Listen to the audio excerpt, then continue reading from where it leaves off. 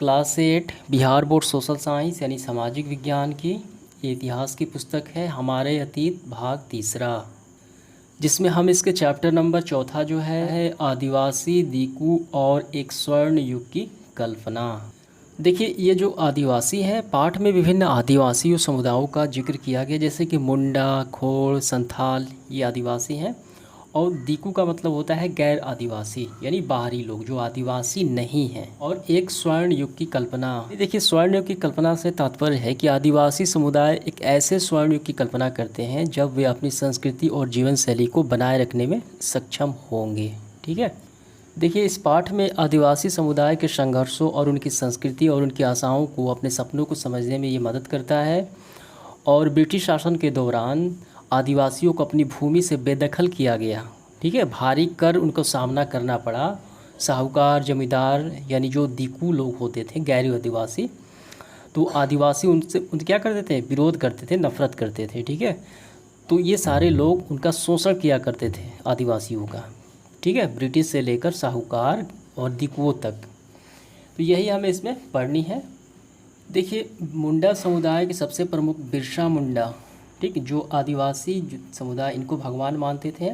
ठीक है, तो ये एक ऐसे स्वर्ण युग की बात करते थे, कल्पना करते थे जो इनके हित की रक्षा करता हो, यानी सभी लगाना, अच्छा जीवन जीना। ठीक है, रिश्तेदारों का खून नहीं बहाना, ईमानदारी पूर्वक जीना।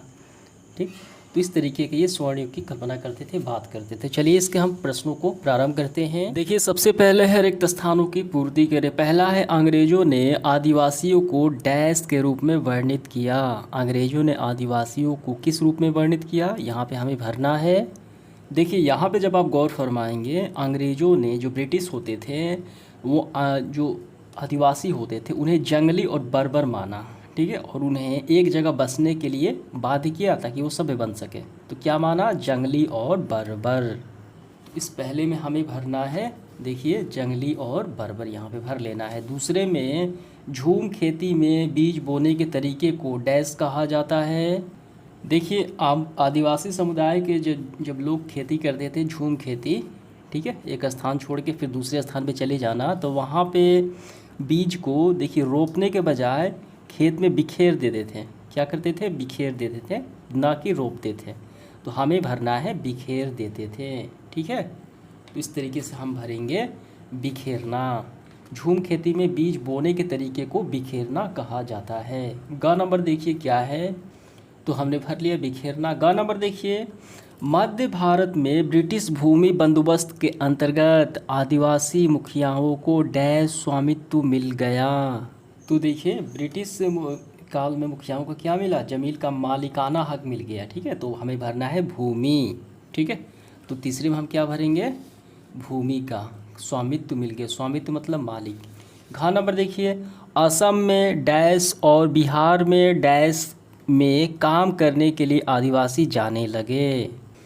देखिए, असम में चाय बागानों में, असम के चाय बागानों में, और वहीं बिहार की बात की जाए तो 1920 के दशक में बिहार के झरिया और रानीगंज कोयले खदानों में। ठीक है, तो इस तरीके से आपको समझ में आ गया। तो पहले में हमें भरना है चाय बागानों, ठीक, असम के चाय बागानों और बिहार के कोयले खानों में काम करने के लिए आदिवासी जाने लगे। इस तरीके से हमने ये चारों को आसानी से भर लिया। समझ में आ गया आपको। देखिए, इसके बाद है अगला सवाल हमारा दूसरा, सही या गलत हमें बताना है, कौन सही है कौन सा गलत है। पहला है, झूम काश्तकार ज़मीन की जुताई करते हैं और बीज रोपते हैं। देखिए, घुमंतू काश्तकार इन्हें बोला जाता है या झूम काश्तकार बोला जाता है, इसलिए क्योंकि एक स्थान पे नहीं टिकते थे, वो जगह बदल बदल के वो खेती किया करते थे। ठीक है, झूम खेती। और ब्रिटिश चाहते थे कि वो एक जगह स्थायी वो बसें, ठीक, और वहीं पे खेती करें। तो ब्रिटिश ने उन्हें काफ़ी कोशिश भी की, ठीक है, ताकि वो एक जगह हल से बैल चला के वो कर सके, लेकिन उन्होंने ऐसा नहीं किया। वो झूम खेती करते थे, ना कि एक स्थान पे। समझ गए। तो इसका मतलब क्या होगा, ये गलत होगा, बिल्कुल गलत होगा, क्योंकि वो झूम काश्तकार थे, एक स्थान पे नहीं बल्कि अलग अलग स्थानों पर खेती करते थे।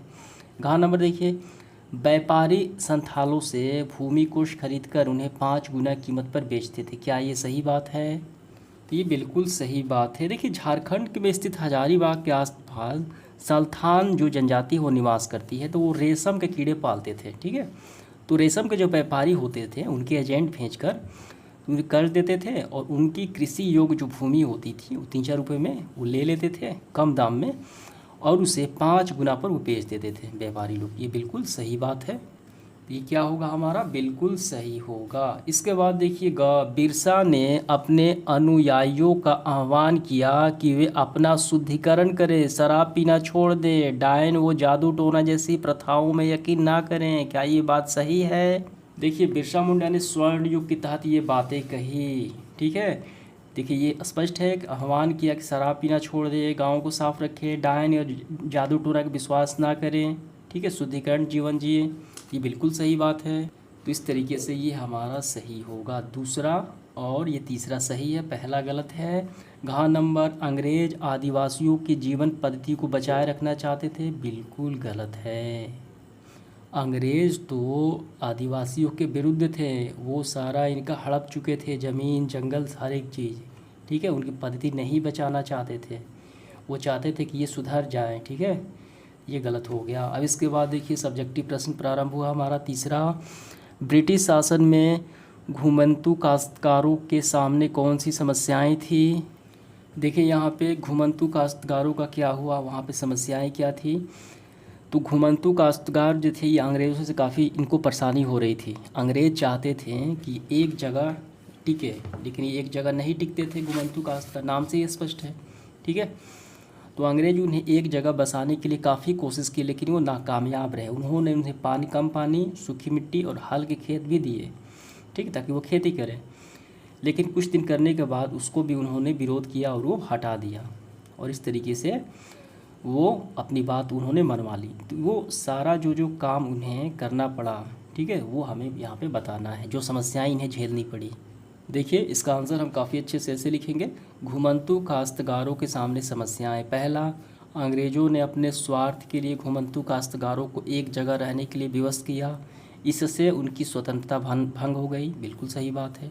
ठीक है, ताकि वो अंग्रेज़ चाहते थे कि एक जगह बसे, ठीक है, ताकि वो अपना गुलाम बना सके। दूसरा है, घुमंतू काश्तकारों को जो ब्रिटिश के देखिए यहाँ पे ब्रिटिश के मॉडल के अनुसार हल बैल का प्रयोग द्वारा खेती करते थे, उन्हें कठिनाई होती थी, अच्छी पैदावार नहीं हो पाती थी। ठीक है, और करो तले वो दब जाते थे। तीसरा है, घुमंतू काश्तकारों ने धीरे धीरे इस विधि का विरोध किया, क्योंकि ये घुमंतू खेती या झूम खेती पर वापस लौटना चाहते थे।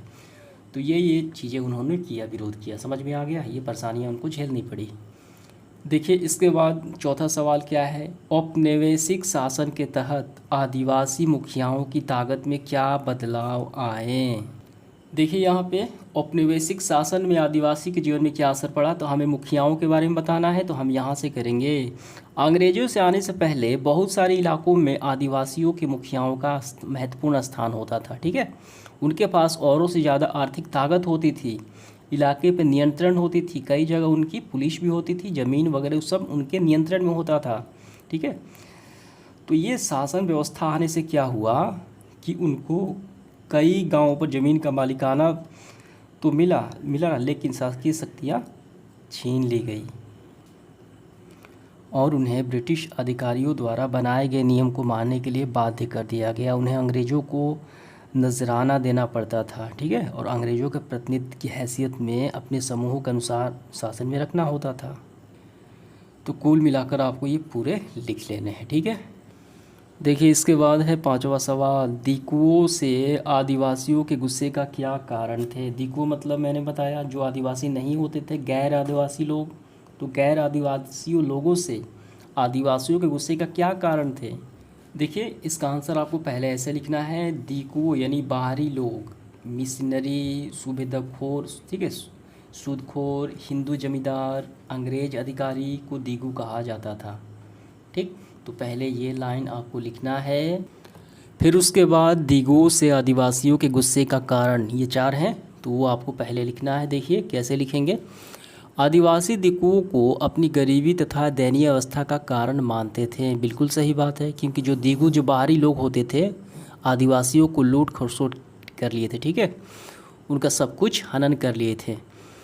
दूसरा है आदिवासियों का मानना था कि कंपनी की भू राजस्व नीति उनकी पारंपरिक जो भूमि है व्यवस्था को नष्ट कर रही थी।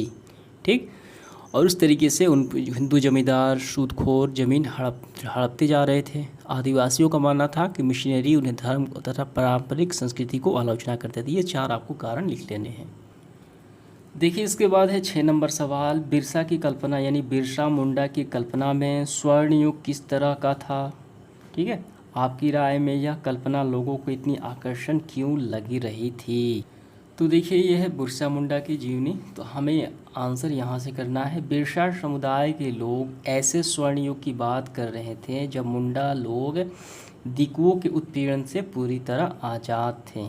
ठीक है, तो यहाँ से यहाँ तक आपको करना है और फिर उसके बाद यहाँ से हमें लिखना है 1895 में बिरसा ने अपने अनुयायियों के आह्वान किया कि वे अपने गौरवपूर्ण अतीत को पुनर्जीवित करने के लिए संकल्प लें।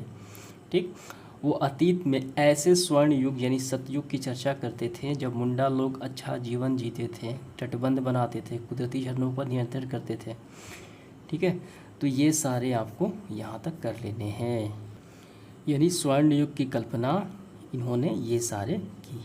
ठीक है, तो यहाँ पूरा आपको कर लेना, जैसे मैंने आपको बताया थोड़े से ऊपर वाला लिखना है यहाँ तक, फिर उसके बाद ये पूरा यहाँ तक कर लेने हैं। इसके बाद देखिए आइए करके देखते हैं, ये आपको अपने से करना है। ठीक है, तो 7 नंबर सवाल देखिए, अपने माता पिता, दोस्तों या शिक्षकों से बात करके 20वीं सदी के अन्य आदिवासी विद्रोह के नायकों के नाम पता करें और उसकी कहानी अपने शब्दों में लिखें। तो इसका स्क्रीनशॉट मैं यहाँ पे लगा देता हूँ, वहीं से करना है। दूसरा है भारत में रहने वाले किसी भी आदिवासी समूह को चुनें, उनकी रीति रिवाज, जीवन पद्धति का पता लगाएं और देखें कि पिछले 50 सालों के दौरान उन्हें क्या बदलाव आए।